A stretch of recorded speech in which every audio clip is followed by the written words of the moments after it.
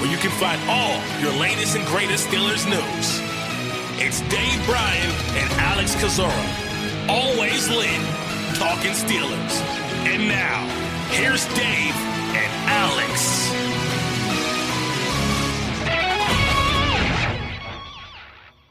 Welcome to the Terrible Podcast, Season 13, Episode 89. He's Josh Carney. I'm Alex Kozora, SteelersDepot.com. Thanks for being back with us here this Friday, Steelers Nation. Josh again sitting in for Dave, who is on vacation. He'll be back on Monday. But Josh, thanks for coming back with me. Yeah, thanks for having me on again. For sure. So, Friday, mid-February, kind of that in-between time from the end of the season when you get some movement with the coaching staff and some of the post, regular season type content. You got the combine coming up here in a couple weeks. Not a ton happening in Pittsburgh right now, but one piece of news that broke in true Steelers news form just after Josh and I wrapped up the Wednesday podcast. And so that's why we didn't talk about it then, and we'll talk about it today. Longtime Steelers coach, the longest tenured coach on the Steelers staff, John Mitchell, officially announcing his retirement at the age of 71. Mitchell had been a Steelers coach since 1994, so a 29-year career with the Pittsburgh Steelers, initially their defensive line coach from 94 until 2017, and then became more of a liaison type role, had the assistant head coach label when Mike Tomlin was hired in 2007. Again, replaced by Cole Dunbar as the D-line coach officially in 2018, but still had an on-field presence and, one of the best, if not the best positional coach in Steelers history. So that is another loss of the Pittsburgh Steelers, Josh. Yeah, it's a big one, and I think this is the same time as last year, when I was on the pod and the Steelers hired Brian Flores. So in true Steelers fashion, a coaching move happens when Dave is on vacation. So, really, really unfortunate for, John Mitchell retiring. That's going to be a big blow to the Steelers. I know that he obviously wasn't a defensive line coach since 2018, but like you said, still had a big on-field presence. Just quite a person. My favorite thing about him is just his story at Alabama. He was one of the first Black players under Bear Bryant at Alabama, was a two-time captain, All-American down there. Just came into Pittsburgh. I believe he came from the Browns too. Was a defensive line coach with the Browns and then came over to Pittsburgh in 94. And then from there, just a massive impact with the Steelers, coaching guys, like Brett Kiesel, Aaron Smith, Casey Hampton. The list can go on and on and on. He just had a massive impact on the Steelers defense in the trenches. And like you said, one of the best position coaches ever in franchise history.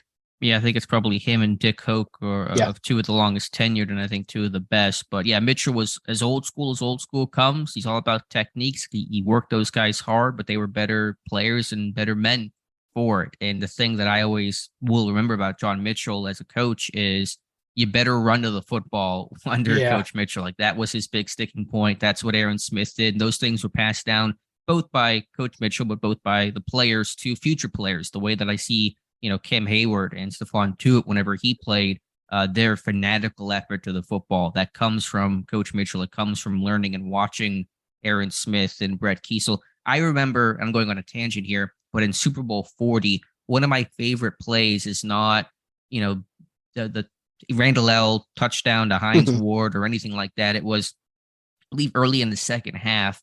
It was actually a negative defensive play, but Sean Alexander, the Seahawks running back, had the longest run. I think he had of the day, like 25 yards. And at the end of it, you see Aaron Smith run 25 yards downfield to push him out of bounds. And so just moments like that, big guys that are it's the phrase that Mike Tomlin has, big guys run, little guys hit, that kind of thing. And under Coach Mitchell, the big guys ran, they ran their butt off. And so that's the big coaching point that I'll always remember when it comes to Coach John Mitchell. Yeah, that's a great recall by you. I'm going to have to go back and look at that play, but just based off of your, just you recalling that's Steeler football right there. Mm-hmm. That's key with the defensive line. If you didn't run to the football, you weren't playing under John Mitchell. And, we've heard Cam Hayward, in the last few months or so, now that he's bigger in the media, he constantly talks about it, and you see it on tape.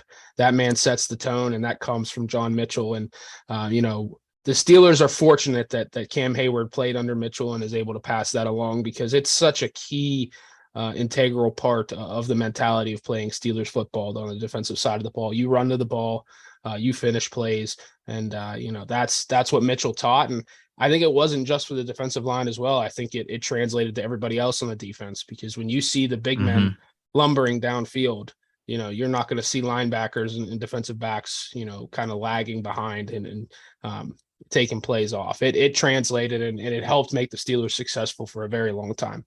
Right. That's a great point. And I hope and I imagine that Kim Hayward will talk about that on a future podcast. I know they're kind of doing some, I think they recorded a bunch down at the Super Bowl during Radio Row, and I don't know how many they're going to release those in the future, but hopefully next time they actually have a kind of an in-studio podcast that they'll talk about that. And I'm sure that the Cam will. Even Javon Hargrave, Pittsburgh didn't draft the small school guys very often, but I think in large part the reason why they took Hargrave was Mitchell went to that South Carolina State Pro Day and helped work Hargrave out, and I'm sure obviously came away pretty impressed, and Pittsburgh took him in the third round. So you see a guy that obviously is having a ton of success in Philadelphia. Is going to get paid handsomely this offseason by the Eagles or by somebody else. It kind of started with John Mitchell, looking at him down there and putting his stamp of approval on the pick, and allowed Pittsburgh to be comfortable taking an FCS player early, which they rarely, if ever, do. And so just stuff like that, identifying talent and then molding that talent. That was Coach Mitchell. Yeah, and I think, Chris Hoke was on local radio the other day after Mitchell announced his retirement, and I thought he kind of, summarized it best. He continued to say, Mitchell made me a better man than a player, and I think that's what I'm going to remember most with John Mitchell, aside from teaching guys to run to the football or his backstory at Alabama. Like, he just made the players that he brought under his wing better men, and that in turn made it a better culture in Pittsburgh, and on and off the field. He was just a tremendous coach. And I think you've heard this before as well. I think Cam Hayward's talked about it, but the guys always thought Mitchell hated them just because how tough he was on them. But it was that fatherly love in a sense. It was that tough love, and because he believed in you. But he was a fantastic coach, a great evaluator of talent. The Steelers consistently had very good defensive lines when he was in Pittsburgh. And he's going to be missed, especially from the evaluation standpoint moving forward, because the defensive line needs some help in Pittsburgh. Yeah, and the sad thing is, and I understand, he's kind of been out of the picture for a couple years, Carl Dunbar replacing him, and Mitchell, kind of, again, the media guy describes it as more of a player development type role, working with community events. Mitchell still was on the field. You would see him at training camp, but obviously not as much of a presence. But a lot of fans didn't even know who he was, or didn't know that he was the assistant head coach. And there was a lot of, some people knew, of course, but some people had that who reaction, which really kind of disappointed me that people just didn't know about him for how long he was a Steeler. And I understand fans aren't going to know everything and can't follow everything the way that we track it, but hopefully that retirement at least kind of brought back to light who he was, what he did for this organization. You saw the comments and statements from Mike Tomlin and Art Rooney just about how much Coach Mitch meant to Pittsburgh. So that was just one other takeaway that I had from the news. Yeah, that's kind of how I felt too. When I put an initial tweet out there about his time in Alabama, I had some people kind of DM me and say, I had no idea, he was a Crimson Tide, or he had that type of impact. And it's like, man, I know John Mitchell wasn't that out in the open, very public facing figure, but like, he has an incredible story, and more people need to know it. And it was disheartening to see some Steeler fans going, who did they lose? I haven't heard of that guy. And I hope the Steelers do something for him this upcoming season. I'm sure Mitch does not want that at all, but I'm curious to see what they will do for him. I would imagine he'll go into the Hall of Honor at some point, but I hope that they do something for him to kind of put his story back out there. I know the retirement has certainly helped that, but he was just an instrumental part of the organization, and losing that associate head coach in a sense is huge, especially in an offseason where they've now lost 3 coaches off the coaching staff. It's getting kind of thin there. Right. Yeah, that's what I wrote about shortly after that, I believe on Thursday, that they're down to 16 coaches. And I know it's still mid-February, and, Mitchell just retired and Brian Flores left a week ago. And so, they have an opportunity to add and potentially could add. What do you think about How many coaches do you think get added, if any, so far? Right now, 16-man coaching staff looks pretty small, as you said. What changes do you anticipate going forward? I think they'll probably add 2 guys. Maybe not on the defensive side of the ball. I think that obviously Mike Tomlin and Terrell Austin still have prominent roles there, obviously.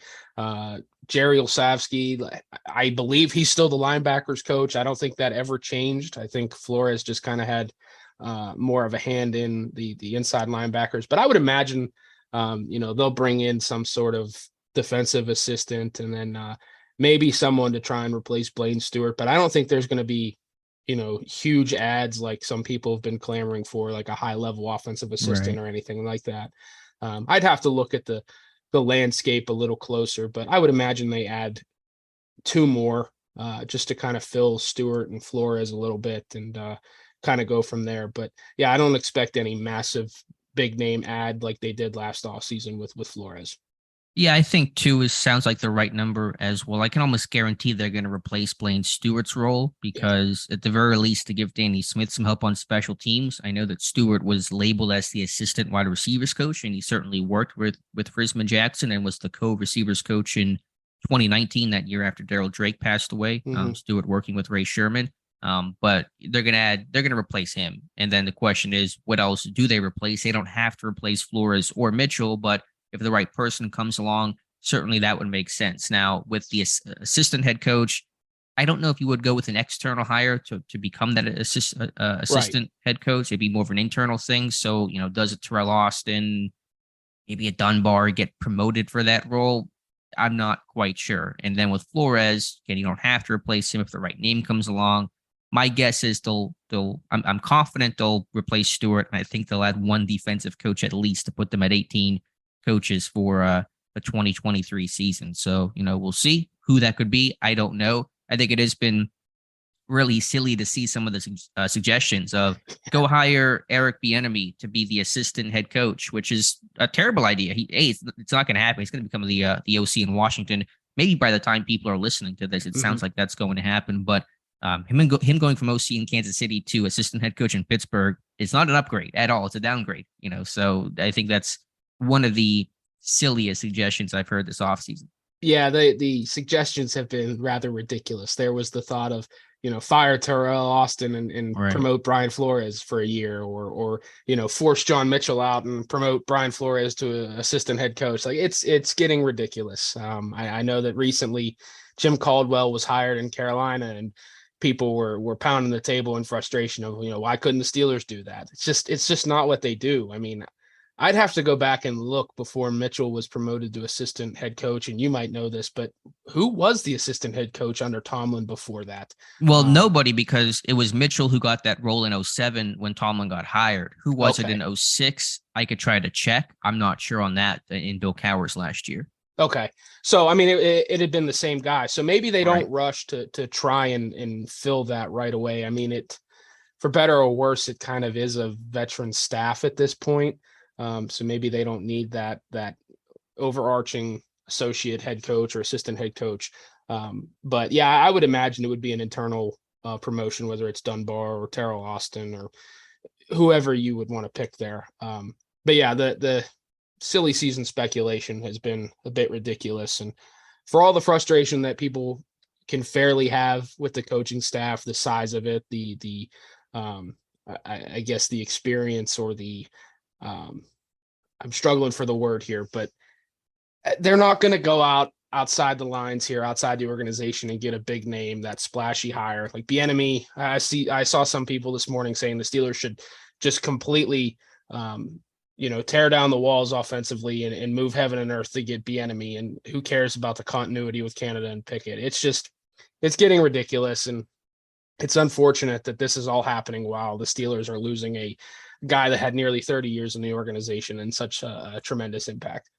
I should have remembered this. It was Russ Grimm in 2006 as the assistant head coach there. And then people thought that he was going to become the replacement to Cowher. And then obviously this team went to Tomlin, kind of a surprise move. And then Grimm ends up leaving. So that's who it was in 2006. So, gotcha. Teams have hired, external guys like Jim Caldwell to be in that more senior role. But that's a new coaching staff, a different way doing things in Carolina, not the way that Pittsburgh does things. Now, could Pittsburgh in theory hire a senior offensive assistant? Sure. I can't say that that's impossible to happen. That won't happen, but it's not going to be Eric Bieniemy, who wants to be an OC, wants to be the true play caller. Obviously wasn't the guy in Kansas City because he was working with Andy Reid, had big input, certainly helped that offense, but he wants to probably step out of that shadow and not become this weird, just assistant head coach, which again has more of an off-field role than on-field description, while Matt Canada is the OC. So Bieniemy is never going to happen. No, that's why he's leaving Kansas City. I think that Right. being under Andy Reid and there being that belief that Andy Reid is the offensive mastermind and Bieniemy's kind of just a figurehead. I think that's what he's trying to get out from underneath. So he's not going to all of a sudden come to Pittsburgh and be under the shadow of Mike Tomlin. Like that's just, it's not going to happen. I do wonder though, now that there's been, significant changes on the just on the coaching staff in general, if that kind of opens the door slightly more for Byron Leftwich as that senior offensive assistant in a sense. I mean, I know things did not end well for him whatsoever in Tampa Bay, but there is that familiarity with the organization and with Tomlin, and maybe a need for a fresh set of eyes offensively. I do wonder if that might be a possibility moving forward here.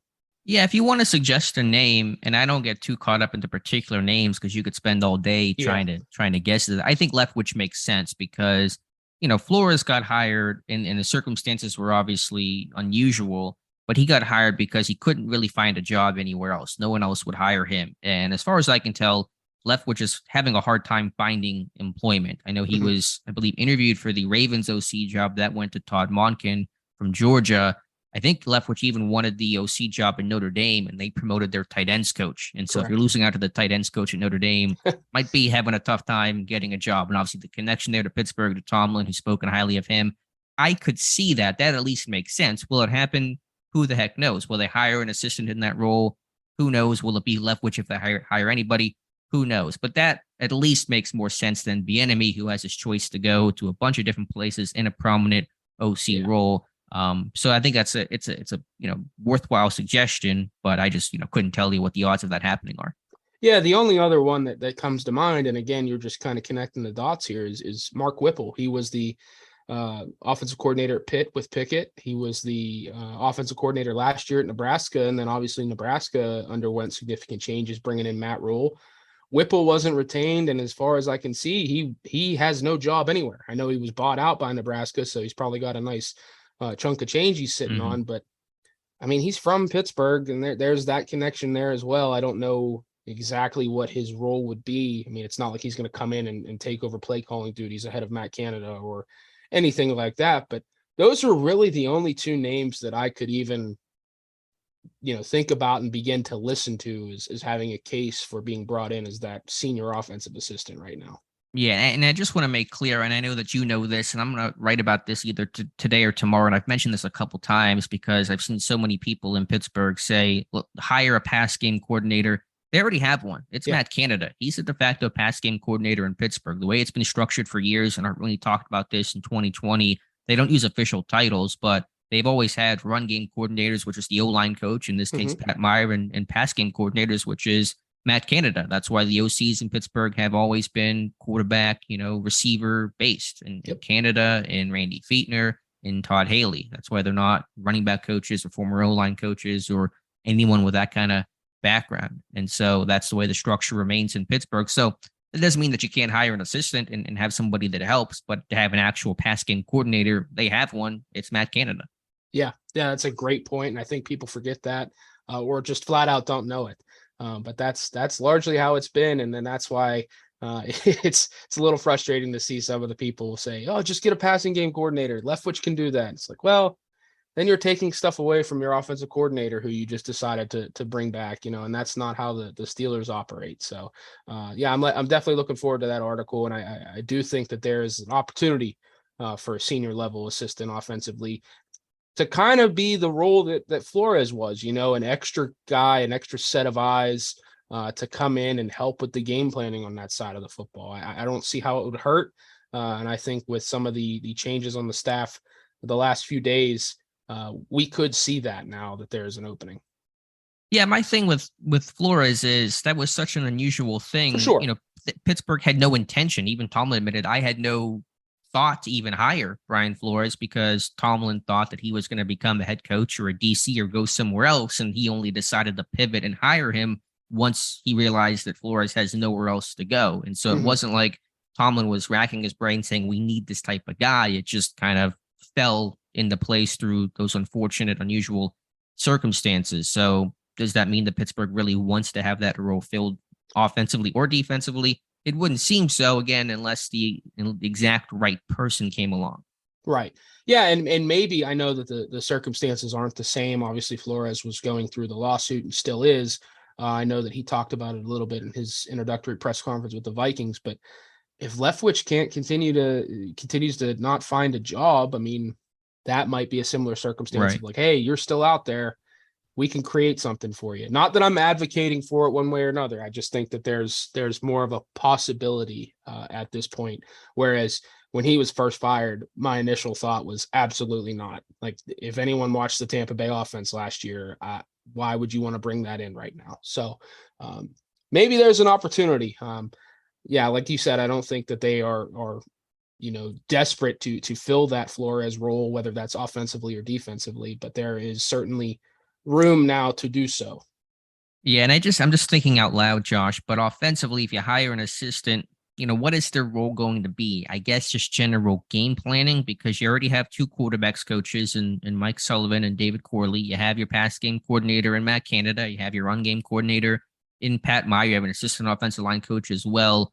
What would be the exact purpose or role? We just talk about go hire this guy. Yeah. But to do what? Again, could you just say general game planning? Yeah, but you need more than that. I wonder if it would be kind of general game planning and maybe take on some of that assistant wide receiver coach role like Blaine Stewart had in the past. Not that Leftwich or Whipple, that's their area of expertise, but maybe they could bring that quarterback sense of but then you need someone to help with Danny Smith with special teams, because Stewart ran those drills. That doesn't seem like a good fit. Yeah, I don't know. I mean, do you want to have a guy on the staff that's just a general game planning help offensively? I don't.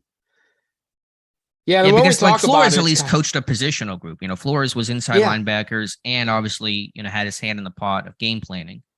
Yeah, I don't know. Now the more that we talk about it, it's kind of like, maybe it's not such a good idea. But yeah, that's a great question. What would their role be? You're not going to bring them in, like you said, to be the quarterback's coach or have a hand in calling plays. I have no idea. That's the $1 million question there when it comes to that decision on the offensive side of the football. Because you could certainly make the case on the defensive side of the football if there was a defensive name out there. But when it comes to offense, I think it's just that name and that quote unquote figurehead in a sense. That would be the potential grooming of the next OC, whether it was Leftwich or Whipple. But yeah, I don't know. I mean, do you want to bring in a guy just to help with game planning when you've already got, all those people in that room each week? I don't know.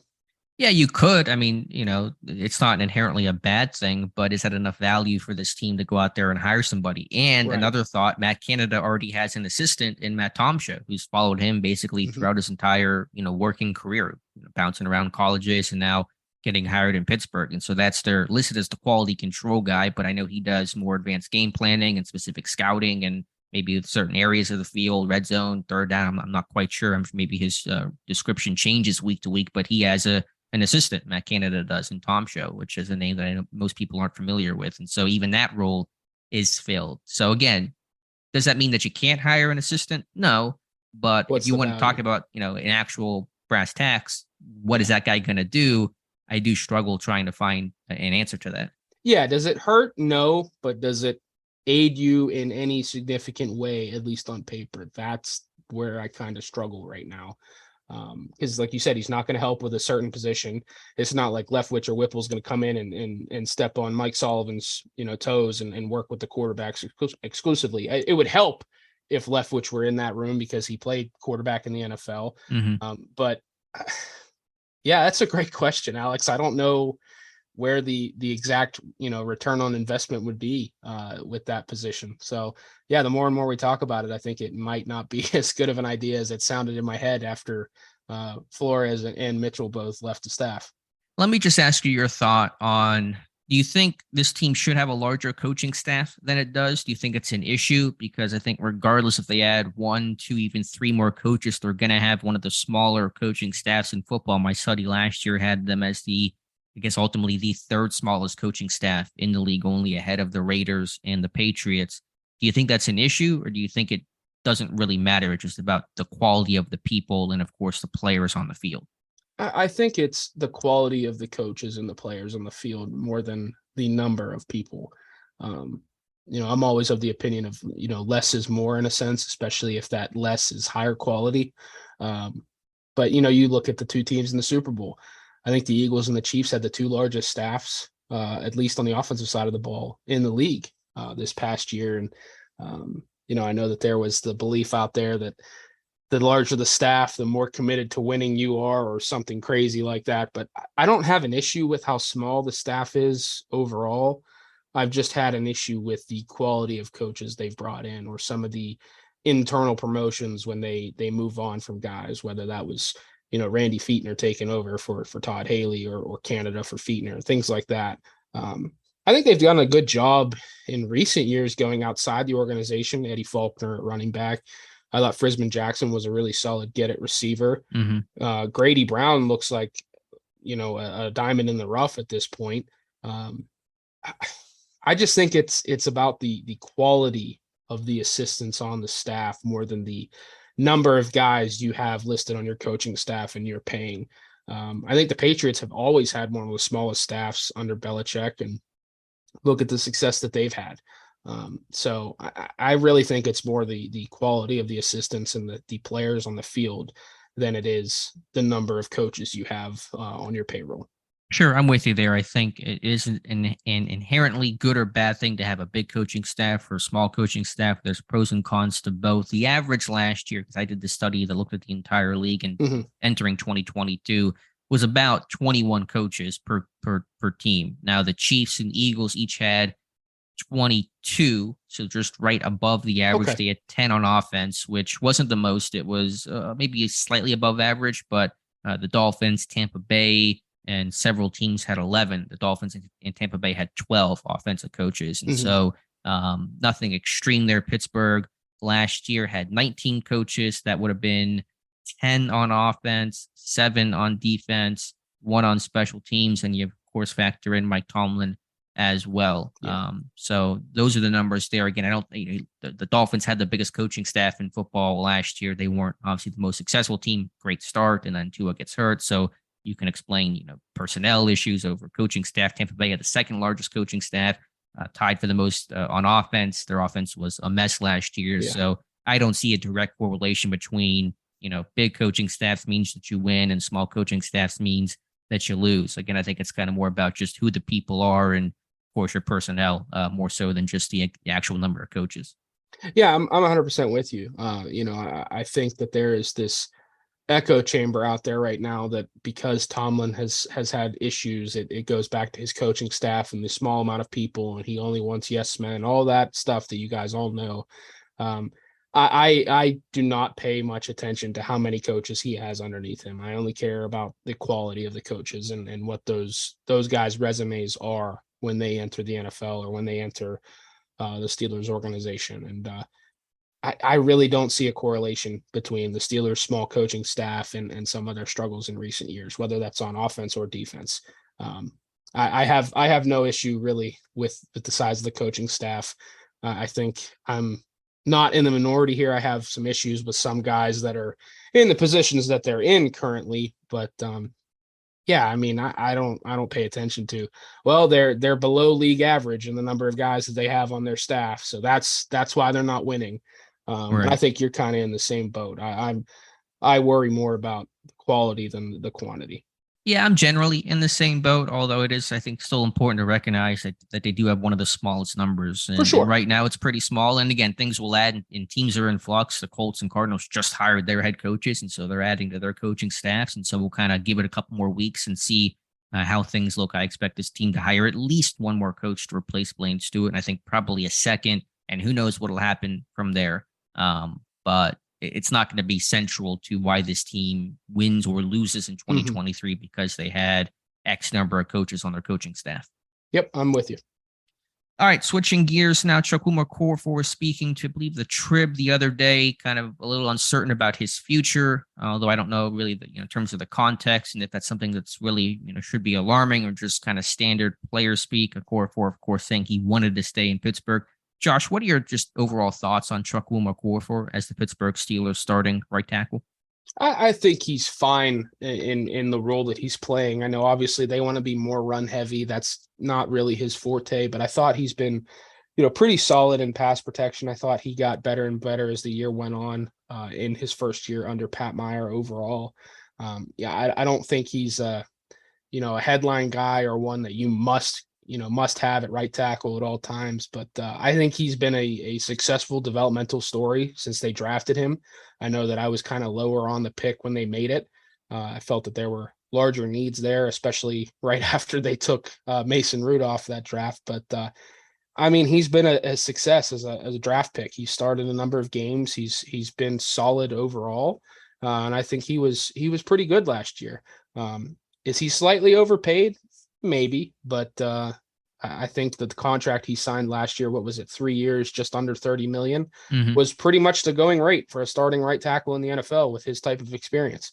So the market dictates those type of things, and the Steelers very clearly didn't want to use him. I think I like him a little more than most. I think he's just a very good athlete at right tackle, and he's still relatively new to football.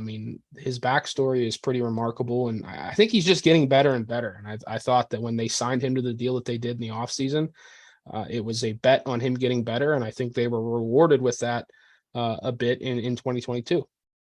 Do you expect him to be this team's starting right tackle, or at least starting somewhere along the O-line next year? I do. I think that they're going to roll into the season with the same starting five again, just based off the way they finished the season. And I think Chooks is, I don't want to say set in stone at right tackle, but I think he will be your day one starter at right tackle. And I don't really think that they are, at least right now, based off of reading the tea leaves, I don't think that they are focusing on upgrading at right tackle currently. And the reason why I just said starting somewhere is because, as I think you and I discussed Wednesday, and I was talking to my buddy this morning about Dawan Jones, and he really likes Dawan Jones. And if hypothetically he became a Steelers starting right tackle, would you shift to Okorafor? You could potentially have that conversation. I don't know if I would love that idea. Dude's been playing right tackle for years now, gotten pretty comfortable there. I know he was originally left tackle in college, but that's all a discussion for potentially down the road. I'm with you, though. Overall, I think he will be the starting offensive tackle and most likely at right tackle next year. This team won't cut him. They're going to prioritize the continuity of the offensive line. If they happen to draft somebody like a left guard or maybe a stud left tackle, that could change the conversation a bit, but they're not going to willingly release somebody, and potentially wreck that continuity that's been growing along the O-line. And Okorafor, was fine last year, as you said, and not somebody that screams this guy has to get cut. Right. And I think when you look at his salary outlook as well, I don't think you're saving enough to make it worthwhile. I think his dead cap before June 1st would be a little over $6 million. And I think he's set to make, according to Over the Cap, his cap number, his cap number hold is just under 12 million. So I'm sorry, just over 13 million. So you're not saving a bunch on that contract if you cut him, and you're losing a multi-year starter who's 26 years old, has plenty of experience in the system. I don't see the reasoning behind why that move should be made. Yeah, if you cut him, you do save a decent amount of money, but then you have the cost to replace him, which is either a free agent, and I don't think that class is looking particularly strong this year because there's no internal replacement for Okorafor right now. No. It's Trent Scott, who's technically a free agent, but you could bring him back. It's Trent Scott. There's really nothing there, and I don't want Trent Scott to play a snap, let alone 1,000 of them next year. And so it'd be, you have to go through the draft and you kind of feel obligated to take a guy. And when you feel obligated to take a guy, you have to reach, and that's how you get Artie Burns. And so that's a situation that you want to avoid. So I really can't see any rationale for him being cut. anytime soon, and probably not at all.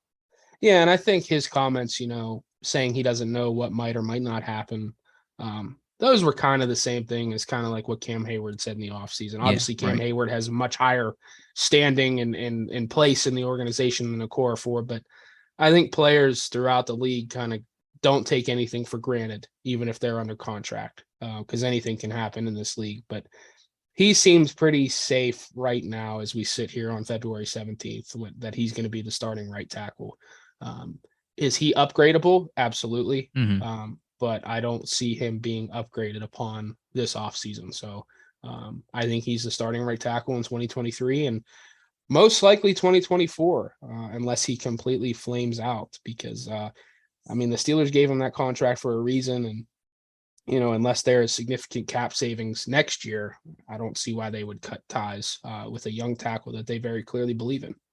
And I partially ask about Okorafor because this morning for the site, I finally put together my final sack breakdown of the season. And it's a relatively long post you can read on Steelers Depot. But the offensive line sacks that I have charged for the starting five this year: Dan Moore at 5.5, Kevin Dotson 4.5, Chukwuma Okorafor at 4, Mason Cole at 1.5, and James Daniels at just a half sack. And so those are the numbers there. The penalty breakdown for the starting five. And these are accepted penalties only. I counted Kevin Dotson with 10, Dan Moore with 9, James Daniels 3, Chukwuma Okorafor 3, and Mason Cole 0. Did have one called against him that was declined, and so ultimately I didn't count it there for my penalty breakdown. So the numbers there, I think the O-line sack numbers look good. Dan Moore's numbers dropped, and so that's an encouraging sign. Dotson's did go up, and so that's a less encouraging sign. Mason Cole was great. James Daniels with a half sack allowed is a phenomenal type number that is super encouraging to see.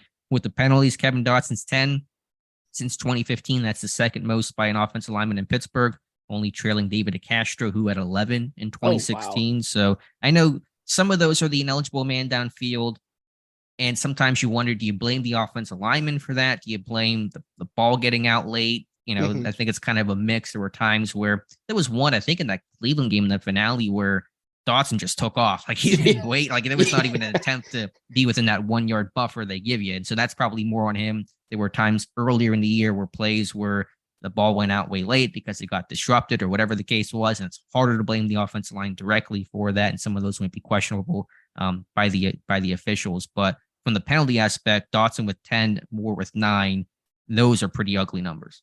Yeah, those are pretty ugly numbers, and that kind of goes back to the left side of the line could be considered the weakness, and where the Steelers are going to try and upgrade at this point. I thought that left side of the line was pretty good as run blockers, but I thought they certainly had their issues in pass protection, and the penalties are pretty ugly to see. 19 combined on the left side, and then you look, there is a sizable gap between Dan Moore Jr.'s 9 and then the next closest, which is James Daniels at 3.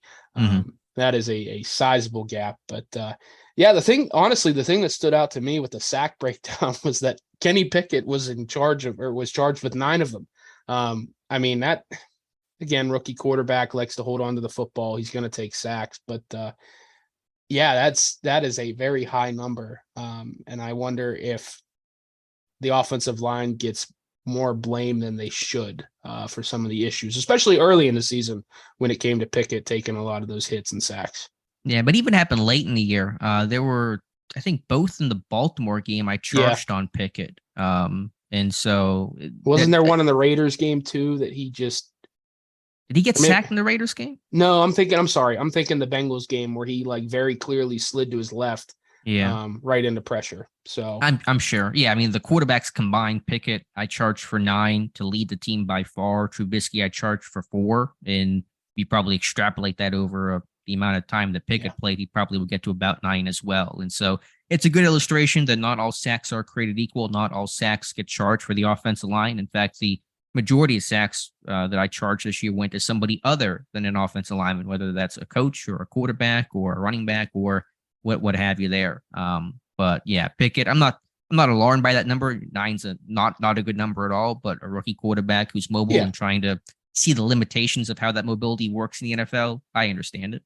Yeah, and I think the biggest thing there is that he likes to hold on to the football to try and make those plays and buy time. And we saw that early in Ben Roethlisberger's career. No, I'm not trying to compare the two, but they both like to hold on to the football early on and extend plays and make plays on in broken play situations. And there is a risk of sacks coming with the reward of an explosive play. And I'm not concerned by that number. I was surprised to see him that high, honestly. But going back to James Daniels, I think you and I kind of had some concern about him in the preseason and even in training camp. He looked really rough, especially in that Seahawks game, that first preseason game. But once the regular season started, I thought he was fantastic and was quite the signing. What do you think changed with him the most from training camp and preseason into the actual regular season? Because it was night and day difference, it felt like. Just comfort, getting comfortable in Pat Meyer's system. It's a different way of teaching. It's the really aggressive on-body pass sets. So having a really strong first punch is critical for Pat Meyer. In those on-body pass sets, you're coming forward a bit. And even on the off-body pass sets, you're setting flat. So you're never giving ground. You're always being the aggressor, and you're never really trying to catch or trying to, kind of be really passive about it. And so that was an adjustment for Daniels. I think working independent hands and just working on that first punch and then being able to move his feet as he's punching and being the aggressor, I think was his biggest issue to start. But yeah, he got super comfortable. And I thought by year's end, he was really buying in the Meyer system and did a great job winning these reps early and creating that first significant contact. I mean, you can apply that to, I think, pretty much his entire offensive line because they all got comfortable. Chooks, the one thing for Chooks is like this guy is pretty steady. Like he was never a guy that looked bad early on under Pat Meyer. I think this guy's just used to new offensive line coaches and just kind of rolls off his back. But I thought overall, Daniel's getting more comfortable and with the technical teachings of the system was pretty important. The one question I had for you, just overall interior offensive line. I know that we're still really early in the draft process here, but names like Osiris Torrance out of Florida have been connected to the Steelers. I know that Jonathan Heitritter is very high on John Michael Schmitz from Minnesota. Would you be willing to shift pieces around up front? Like, say, I know Torrance was a right guard in college. Would you shift Daniels to left guard or force Torrance to learn left guard right away in the NFL? And same with Schmitz. I mean, he was a center at Minnesota. Obviously, Mason Cole's a center, but has guard capability. Would you force Schmitz to learn left guard, or would you slide Cole out to left guard and let him get settled there, even though he said recently his preference is center because of that leadership?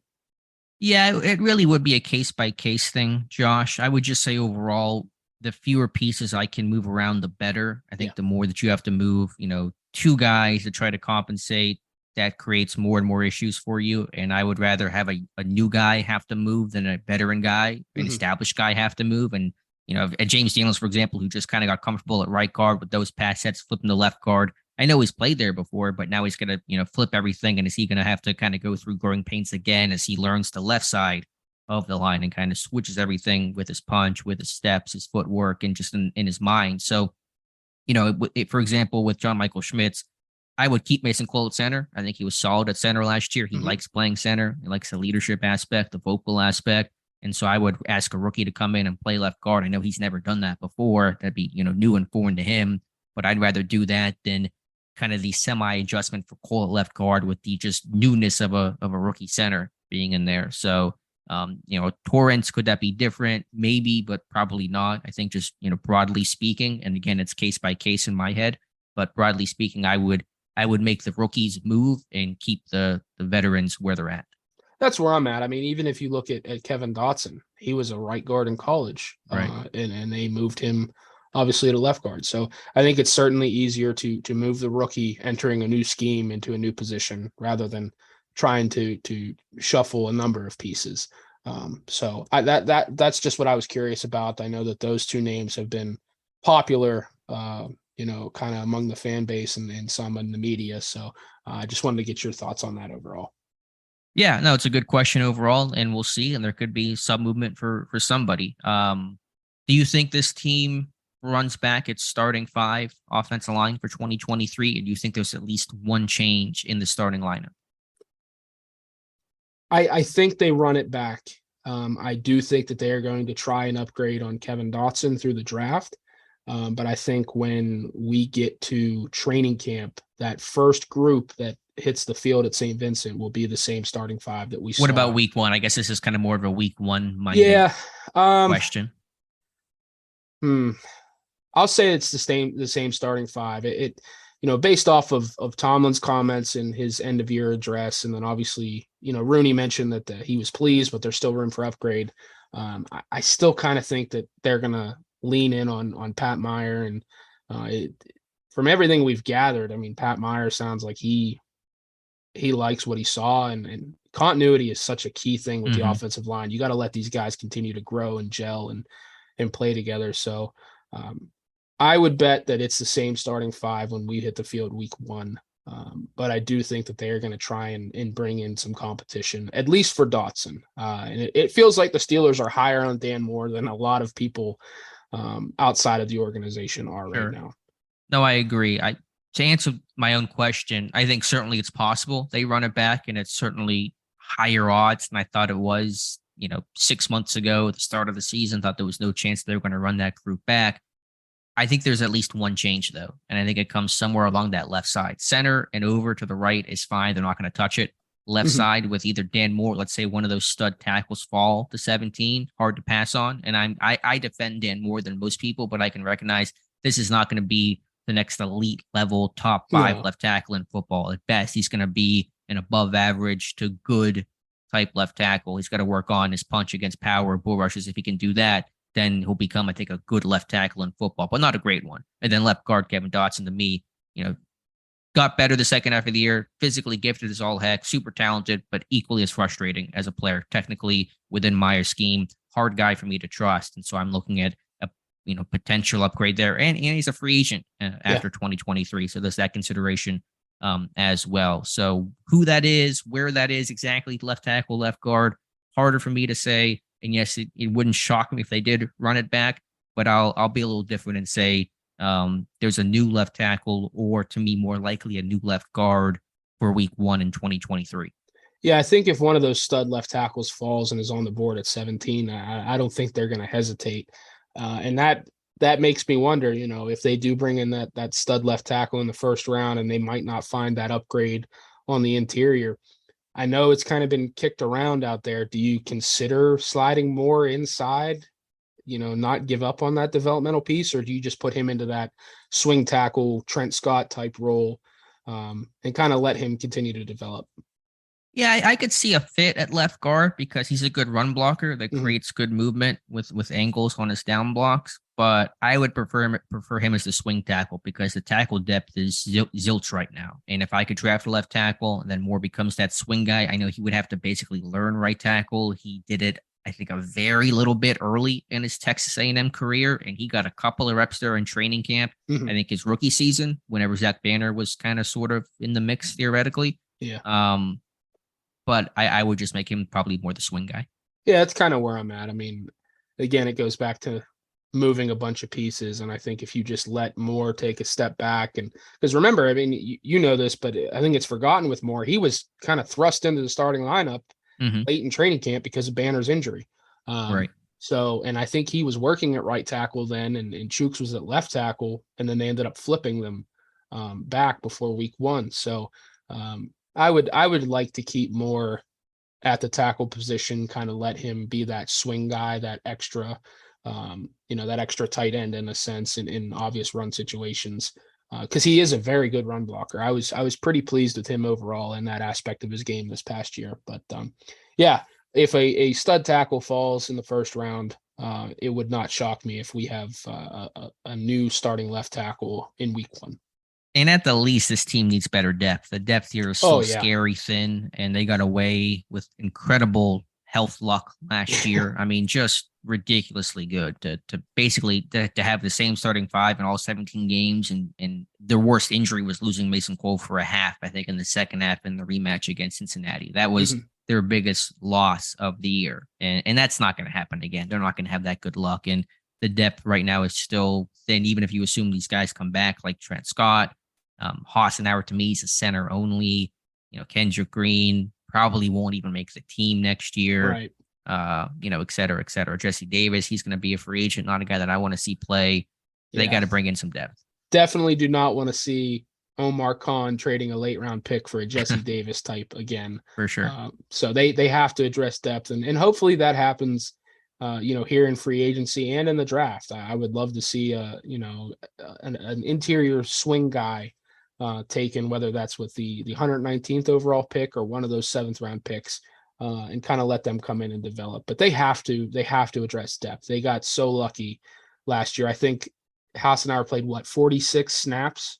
So I think he had 1 snap and was at the Buccaneers game, and then Cole came back in, and then I think he missed the half against the Bengals, like you said. So, I mean, you're not going to get that again in 2023. So you have to have the depth, and they just do not have it right now. Yeah, they don't. Absolutely. So I really think, and I know it's still so early to talk about these things with any level of confidence or certainty, but I really think the way that you laid it out in your mock draft could really come true on draft day, where the 2 7th round picks, one is that versatile offensive lineman, and then one's a pass rusher. I can see that being easily the way this team goes to round out the draft. Don't think it's going to be a quarterback, do you? God, I hope not. No, I don't think it will be. It'll be interesting because they will have to add, they carry 4 quarterbacks, and let's assume right now Trubisky stays, and we can safely assume Rudolph is gone. And so that you got 2, you got Pickett and Trubisky, you got to add 2 more. They'll have to, do something around draft time, be it a late round pick, which I hope doesn't happen, or more likely an undrafted free agent. But those guys, typically quarterbacks, you got to pay if you want a decent one, at least in terms of offering the partial base salary guarantee. Will that model change under Khan? I don't know. That's going to be one of the big things I'm watching for is, does that change? Does Pittsburgh only offer the small, meager signing bonus pool, or do they circumvent the rules like every other team in football and offer a partial base salary guarantee? Does that change from Colbert to Khan? We'll have to see. Yeah, and not to say that, Andy, Weedle's going to come in and bring everything the Eagles did, but I think that they spent a lot of money on UDFAs as well. So I am curious to see how the Steelers kind of attack the undrafted free agent portion of things after the draft, because there's a lot of good players that you can find there. Obviously the Steelers did that last year with Jalen Warren, but I think if they do have 2 quarterbacks right now, they're going to want to carry 4. I think that the route to go is, kind of that smaller school UDFA guy that you can get on the practice squad and develop. And I do think that they'll probably be watching the XFL pretty closely here in the offseason, looking for a quarterback from that area. Yeah, if I had to guess, the way they're going to add the other 2 quarterbacks, undrafted free agent, and then maybe like a real true bottom of the barrel journeyman veteran like Nick Mullins. I was trying to go through names the other day, and maybe even Mullins is too big of a name, which tells you how bottom of the barrel I'm talking about here, but something like that, where it's a guy that's been in the league for a couple of years, maybe has played a couple of snaps, but no one that's going to, cost above the minimum is kind of my thought there. It's funny you mentioned Jalen Warren, and, we talk about so much undrafted guys, and they look for the scheme fit, and the one benefit of not being drafted is you can kind of pick where you want to go. And so you're looking at depth charts and organizations and coaches, but oftentimes guys just go where the money goes. And Jalen Warren was asked, I think, by Aditi during the season, why'd you pick Pittsburgh? And he said, they offered me the most amount of money. And that's what it comes down to. And it wasn't a lot of money. It was like $12,000. I mean, it was, just a pure signing bonus, but that has to be a thought and a consideration. You just went undrafted. You're already pissed and sad about that. You want to get a little bit of compensation for that sadness. And so a team's going to offer you more money in the form of a partial, base salary guarantee, then you're going to take it. And that's going to be just for maybe 1 or 2 guys of your class. It's not like your whole class is made up of those guys. It's for the 1 or 2 biggest, could have been drafted type names. The rest will be the typical, signing bonuses. But if you want, one of the top quarterbacks who go undrafted, or Carson Strong last year, for example, you're going to have to pay that guy more than just a signing bonus. I'm convinced that's the reason, and the only reason why they took Oladokin was because if they didn't draft him, they weren't going to be able to afford to sign him because they're not going to offer him enough money. And so I'm 100% convinced that is the sole reason why they drafted him. Yeah, no, I'm with you. And I thought you were spot on when you mentioned that after they drafted him. I know a lot of people were upset with that pick then and still are. And there was a method to the madness that Kevin Colbert had going there. But hopefully they don't run that back here this year and burn one of those 2 picks on that position overall. Because I have seen some 7-round mocks that have, the quarterback from BYU and Jaron Hall as kind of that guy. And while he's an intriguing guy, I don't want to spend one of those 2 valuable 7th round picks, especially after they don't have a 5th and 6th rounder on a QB3 at this point. So we'll see how they attack undrafted free agency. Hopefully they spend a little more money and kind of catch up with the rest of the league now that they have a newer, fresher perspective in the front office. All right, Josh, any other Steelers thoughts that you wanted to talk about? Anything else that I'm missing? Any other news or anything noteworthy you want to discuss? The one thing I wanted to discuss was the Trey Norwood article you did yesterday, and kind of set Twitter ablaze when you put out the missed tackle percentage, and he was double the rest of the top 5. Where are you at on Trey Norwood after year 2? I know that he had his struggles, but are you reading a ton into the missed tackle percentage from this past year and the fact that he was phased out, or is he even a not a lock, but is he even in the team's projected plans defensively moving forward? I mean, he'll be in camp next summer, Yeah, and we'll have to see what happens with Edmonds and Casey, both pending free agents. If both stay, that's going to mean a lot for Norwood's lack of playing time and the path to do it. If both go, hypothetically, that's going to potentially mean quite a bit for Norwood's path to the playing time and increased involvement there. But I just think it was a disappointing sophomore season. I thought as a rookie, I think he played well, 7th round pick, wore a lot of different hats. Once they kind of reduced and pared down his role, didn't ask him to do too much, didn't ask him to play in a bunch of different packages, became more just a dime guy. He played his best football, picked off his first pass, which was pretty important because that's the one that allowed Ben to come back out on the field against the Browns for a final kneel down. And so that was a pretty special moment there for him. It was Minka that tipped it, but Norwood caught it and picked it off. But yeah, this year was pretty poor. Even before Casey came back, Norwood didn't play well. The missed tackles, which come courtesy of you and the great work that you do. That's how I got that number from. I thought that was a big issue. And then as soon as Casey came back, Norwood went to the bench and only played whenever there were injuries to Minka in that Saints game with the appendectomy, and then Edmonds in week 16 against the Raiders. The dude played 15 snaps over the second half of the season. And I know they brought in Casey and he's the veteran guy, but I mean, he immediately jumped Norwood despite being a 1-year guy that wasn't signed until the draft, that missed the first 2 months of the year with a broken arm. And first game back, Minka's unavailable. Instead of going Norwood, they went Casey, who played every single snap against the Saints, which says a lot about, I think, where they were at on Trey Norwood. So does that mean that he can't come back? No, he could come back and have a role. It'll be a big 2023 for him, a big summer, but it was a really disappointing sophomore season. It really was. And he kind of regressed to what I saw on tape coming out of Oklahoma as a tackler. He was never that, was he a good tackler?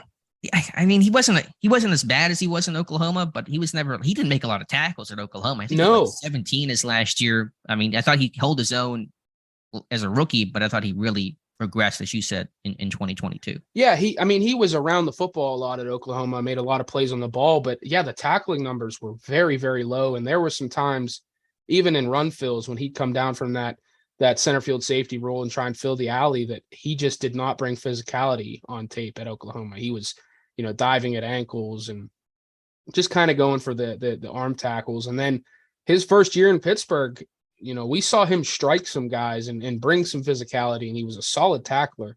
But then this year, he really regressed, not as bad as he was in college at times. But there were some missed tackles on tape where it was like, what is this guy seeing? What is he doing? He really, I don't know if he was dealing with something with his shoulder that kind of hindered him, but there were times where he'd go in when he was using his right shoulder and would not wrap up, not initiate contact like he normally did as a rookie. But I'm not overly concerned with that missed tackle rate. Overall, I think that he showed a lot his rookie season that he can do it at this level. I know that most of I think he had 3 or 4 misses on special teams out of the 11 that he had on the year that he has to clean up. But I mean, he's that Swiss Army knife, like Tomlin has said in the past, and I think he's going to have an opportunity to have a role again in Pittsburgh. But what is that role? I'm trying to, because if I don't think he's dime defender, I guess. Yeah, I think it would be that dime defender in a pinch. I don't think he's going to be that third safety like Casey was this past year. I don't think he's going to be that key special teams piece. I just think he's going to have an opportunity to be on the field, maybe in that dime role at times. But he has to have a strong camp, plain and simple. Like he has to have a strong camp, make some plays, showing in preseason that has improved as a tackler.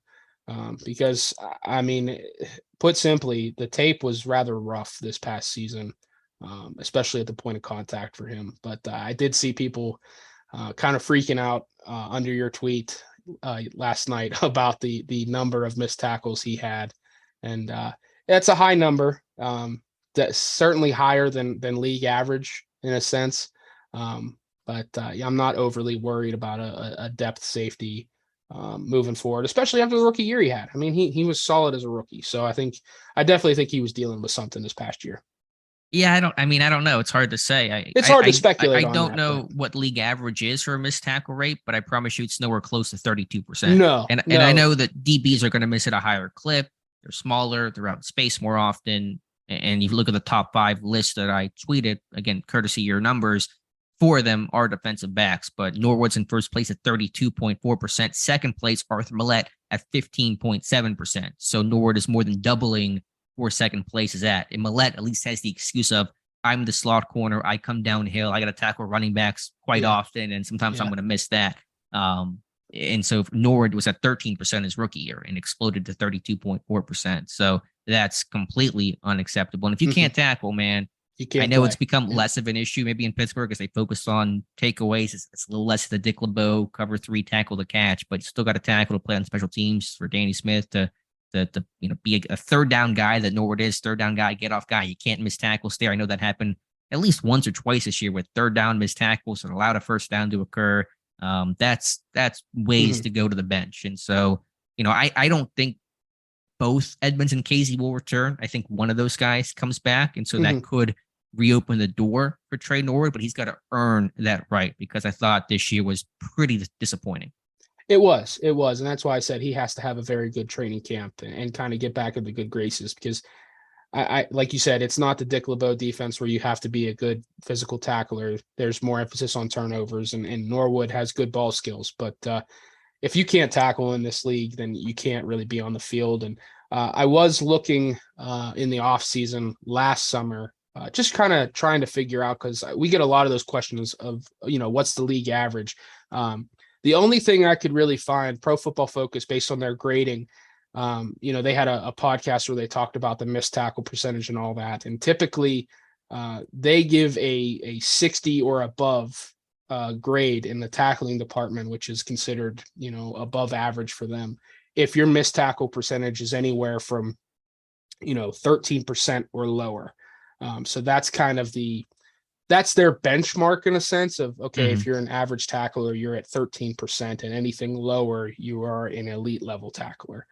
Whereas Cam Hayward, I think, what did he have this past season? I know he was one of the tops for the Steelers in missed tackle percentage as far as how low it was, right there with Devin Bush, which I know upset a lot of people. But yeah, you were talking about something people got mad at me about. It wasn't about Trey Norwood. It was me saying, and it was just one guy asking. I wasn't, volunteering the information, but Devin Bush, for all his warts, is an excellent tackler. Yeah. So, I mean, that was the surprising thing, because he was so bad the year before. And then, this past season, I think I got to like week 8 and I was like, wow, Devin Bush has a really good number. He's not around the ball a lot, but when he's there, he's making the play. So that was impressive from him. But like Cam Hayward, his tackling grade this past year, it doesn't make a ton of sense based off of what I just said, because he had a 4.7% missed tackle rate, but his tackling grade was only a 68.4, so just above average. What is that even? What is even tackling grade? What does that encompass? How do they define that? Let me look at their key here. Just says PFF grade for tackling. That's all it says. Well, there's a great explanation. Yeah. Thanks, PFF. Yeah, they, for all their warts, I like the snap count and all that stuff, but there are some key, grades in here where I'm like, how did you formulate that? So, yeah, I mean, the year before, I think Hayward led the Steelers in least amount of missed tackles, and he was an 80 overall tackle grade. So that's kind of where I'm at. And based off of just kind of looking at guys in the league, I can pull up the safeties here and kind of get you a general tackling grade in a sense. Let me look here. So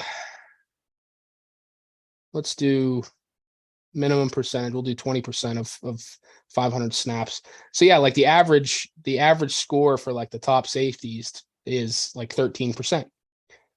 Okay. So that's, I mean, guys are going to miss tackles. You know, it's Sure. that simple. Guys are going to miss tackles. It's hard to tackle in the NFL. So I typically operate on anything 12.5 to 13% and above. It is concerning.